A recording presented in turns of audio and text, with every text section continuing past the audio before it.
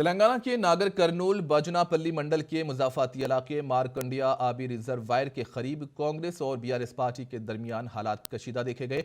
आज सुबह कांग्रेस पार्टी के लीडर व साबिक वजीर नागम जनार्दन रेड्डी की क़ियादत में कांग्रेस पार्टी के कायदीन और कारकुन आबी रिजर्वायर का दौरा करने के लिए गए और इस मौके पर बीआरएस पार्टी के कायदीन और कारकुन भी आबी रिजर्वायर के पास पहुंच गए। बीआरएस के कारकुनों ने कांग्रेस कायदीन और कारकुनों को आबी रिजर्वायर का मुआयना करने से रोक दिया। इस मामले को लेकर दोनों जमातों के कायदीन और कारकुनों में झगड़ा हुआ और इस मौके पर दोनों ने एक दूसरे पर हमला भी किया। कांग्रेस पार्टी ने बीआरएस के कारकुनों के इस रवैये की मजम्मत की।